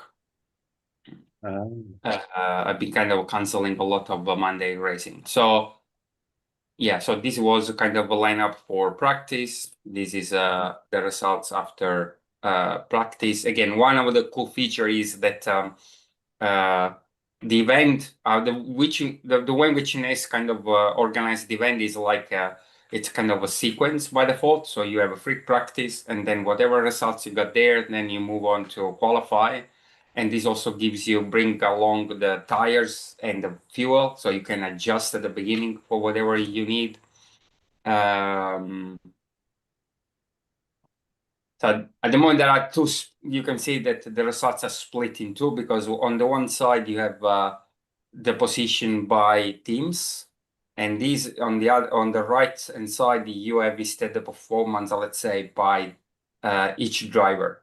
So again, in a multi-driver situation, over here you would have more entries, one for each of the drivers up for the teams, right? And so basically you could see, so I think this is ordered by consistency. Don't tell me what the heck it doesn't mean, but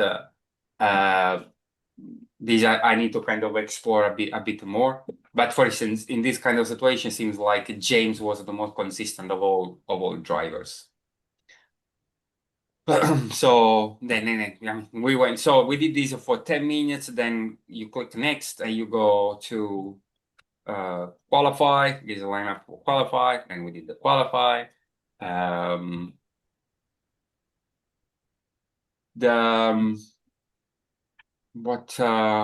Yeah. Anyway, so you get to basically the fastest lap that you got for the teams. I mean, I think it is kind of a pretty normal stuff. I think you get also some information about how many times you come off and the penalty that you got. I mean, basically for each of the time you come off, you have a damage point taken. And by the way, damage point, for instance, work in qualify, which I don't think we had that in RCS 02 or RCS 64. And I like that because during qualify, then you don't go completely nuts. You have still to kind of control your, control the performance of your car. And if you don't do that, especially with the 5 minutes only, if you have to repair multiple times, then kind of you have less time on the track to qualify, and give us the possibility to actually qualify better, because the less car you can have more consistency in your lap. And then we did our normal kind of race. So this is race 1, and these are the results after race 1. So then becomes a bit more kind of difficult.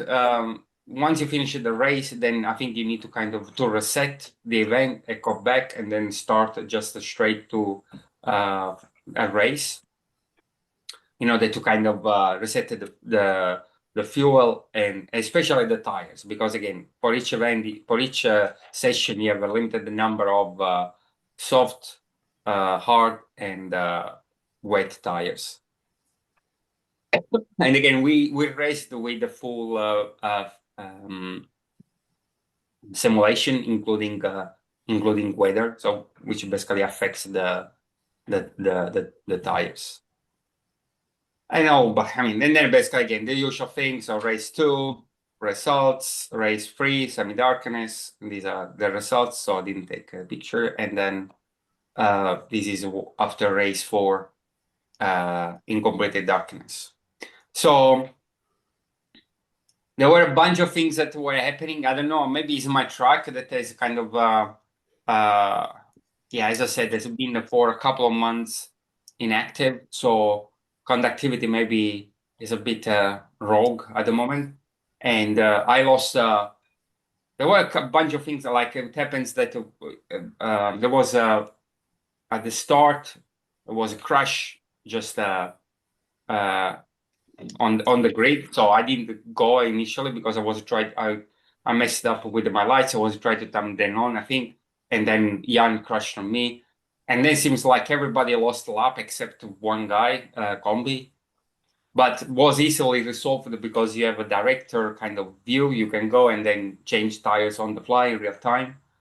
I believe that you can also do with changing the canceling like fastest lap, other kind of information. So compared to RCS2, for instance, that you could not touch anything, this allows you to kind of adjust with the results or with the kind of situation. Another thing that was again different from RCS2, but it's not kind of big deal, but we have a track calls, and with RCS2, each time there was a track call, you could lose couple of seconds and a bit more than that on the time that the race, basically the race time. So which resulted in kind of normally we had a bit, we had like, I don't know, 115, 120 laps. With this system, instead, you actually race for 40 minutes or whatever it's the time of your race.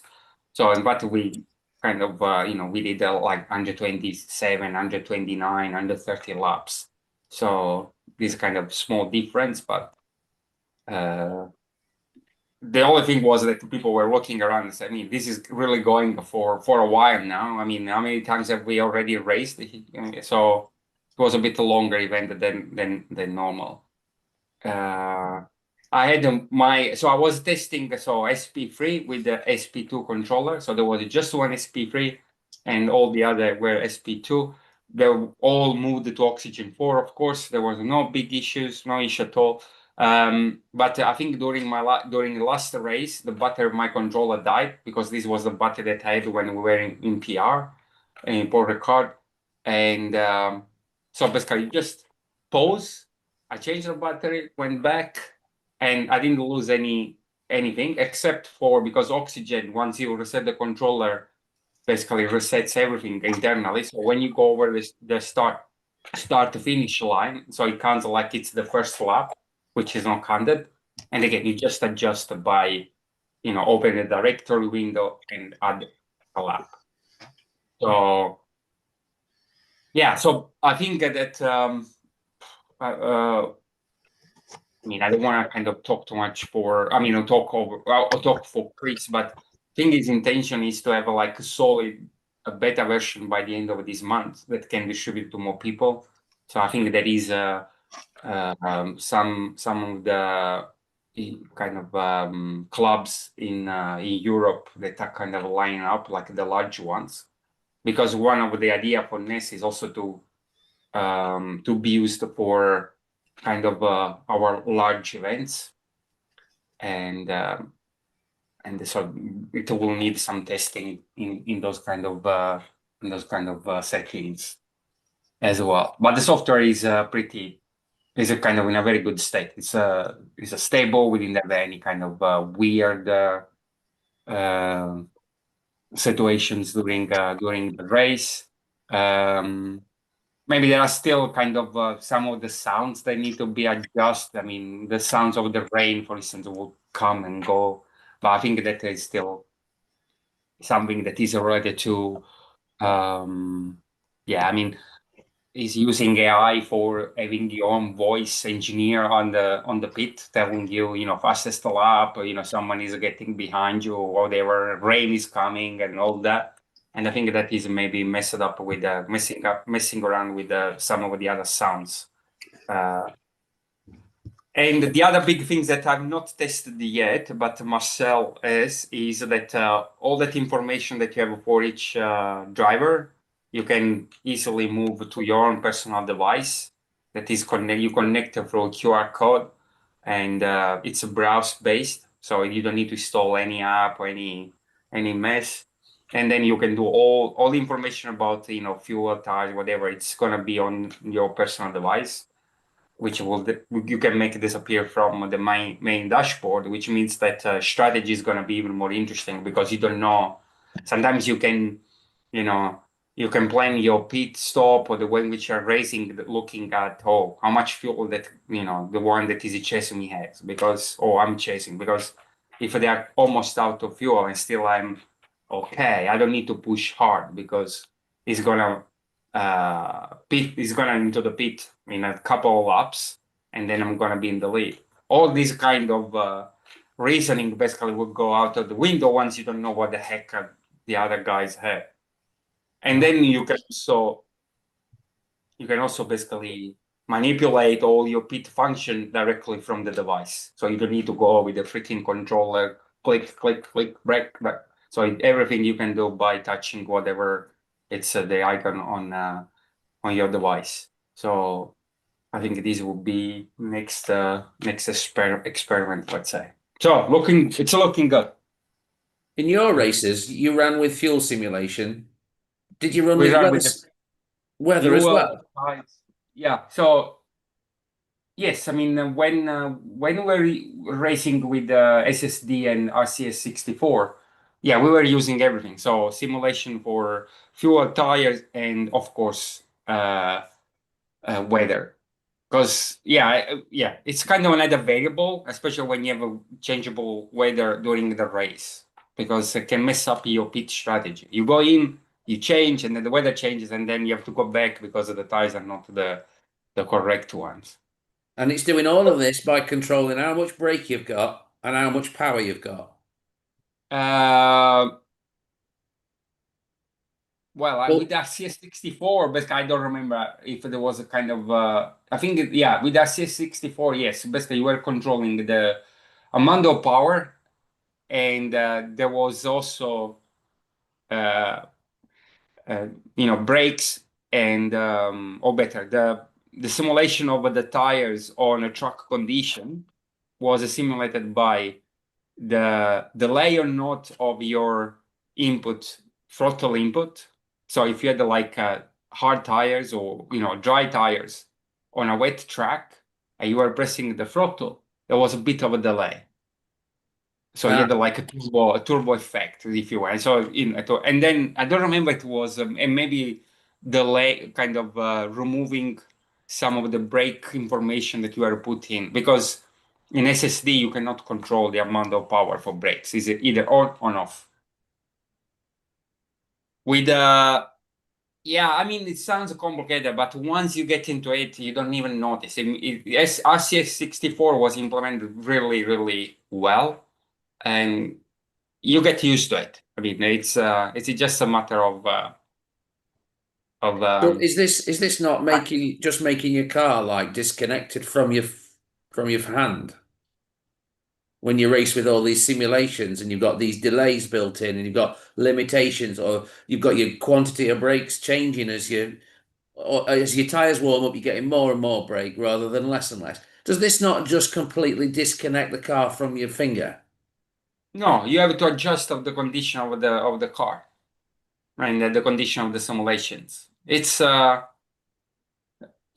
it's basically it's different than the other kind of racing that we do, where it's basically every lap has to be you have to nail it correctly. This is kind of, again, it's kind of different. Let's say you have to put yourself in another mindset. Or analog for that matter, right? Where you have 2 minutes and you go like nuts for 2 minutes without, not that to kind of win, whatever.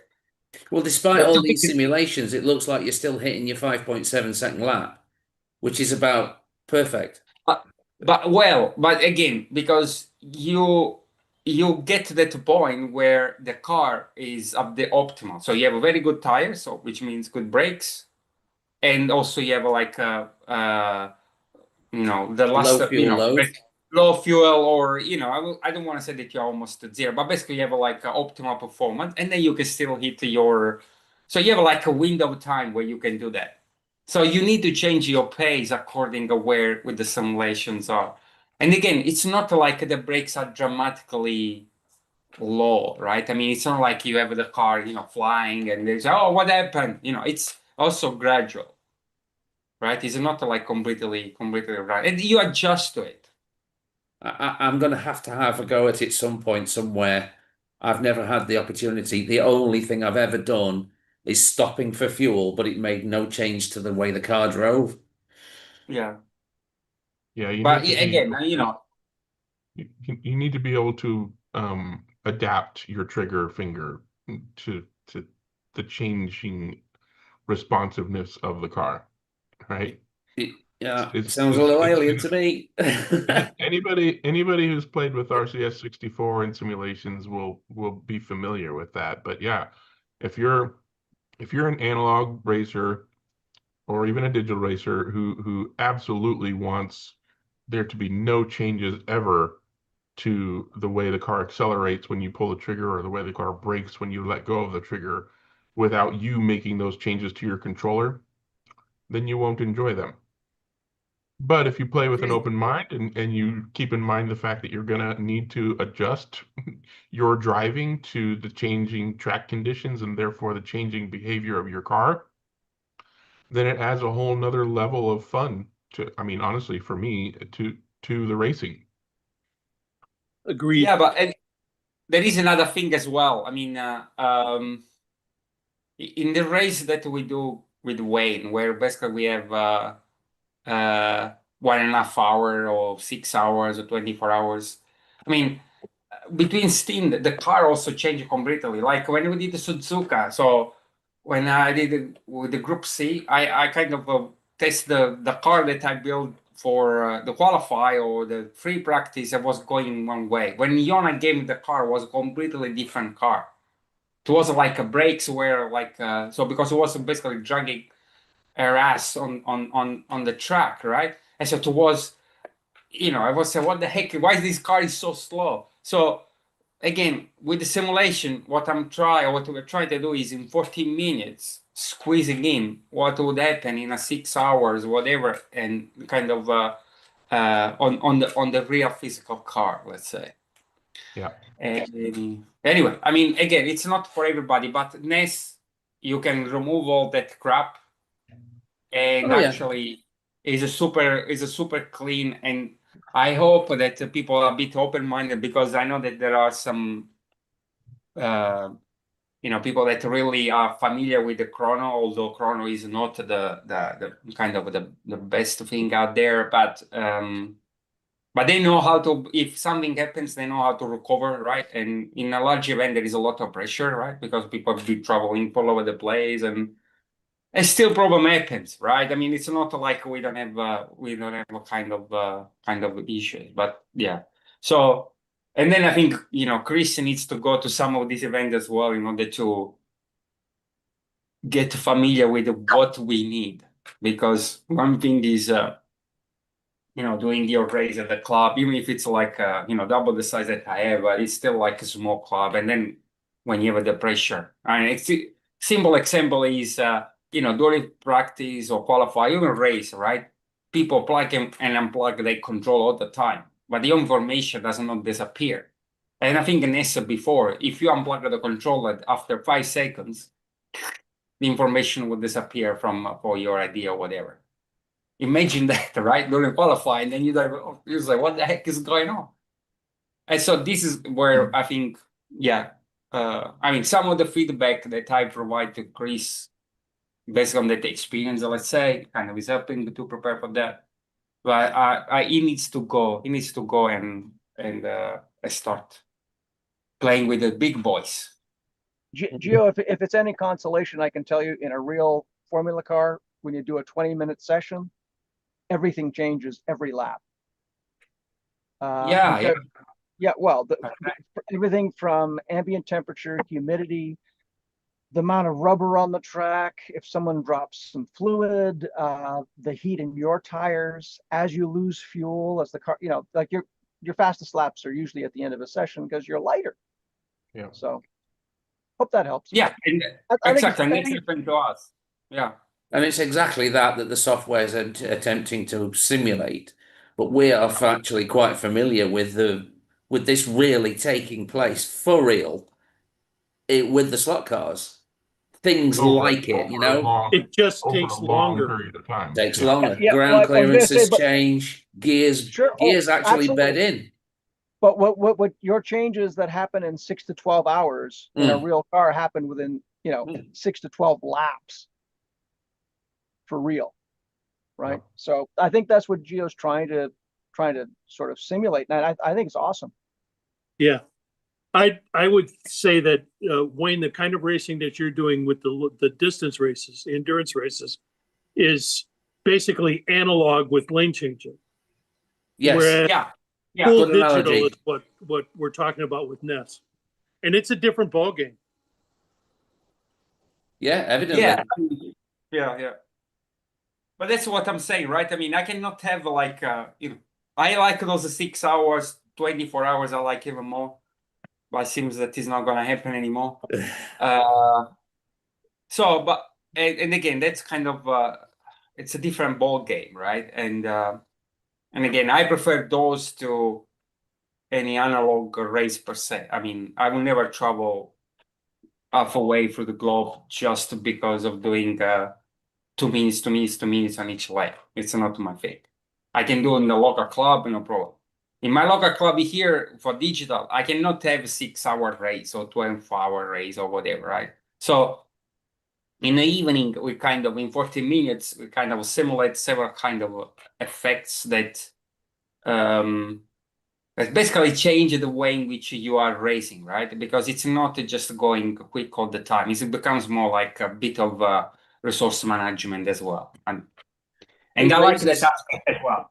It raises the importance of actually having an extra pair of eyes on what's taking place on the track and what's taking place for your competitors, and actually having a live pit man, if you like, telling you if we did a 3-hour endurance running those simulations that NES can do, and you can see what the opposition's circumstances are, then it can be really relevant to have that communication going between spotter and driver.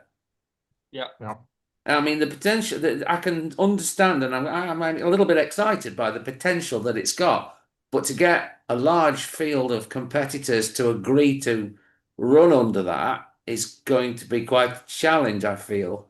And I don't think this is what he wants to do. So basically, I think the next is to try to fill 2 gaps. One is to have a more kind of a modern and also kind of updatable, let's say, or up to scratch RMS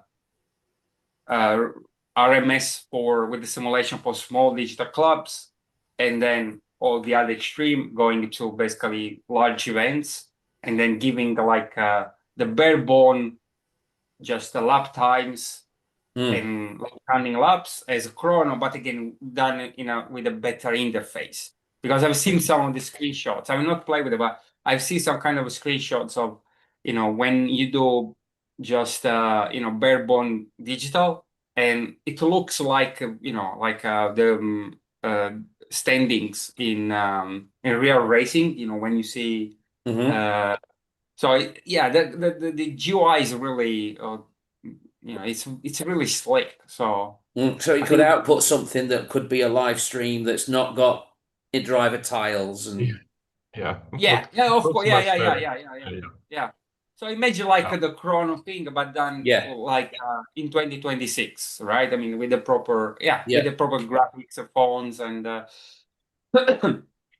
I'm not saying that it's gonna be more readable, and then we're out of freaking time. Are we out of free time? Or this is the first hour? We're winding down, yeah. Okay.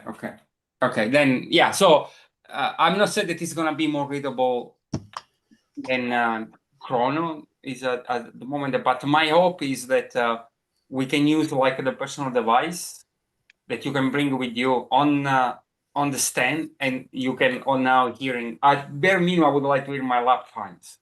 That's the most exciting thing for me. That's the one thing I want most of all, to hear my lap times. Yeah, that will also this functionality with the DSP3. Yeah. Yep. So Mike's had his hand up for a bit. Did you want to get something in before we stop the live? God, Sorry, Mike. You Sorry. forgot? No worries. We're gonna end the live. So until next week, everybody, wave bye. Bye. Bye. Bye. Bye. Bye.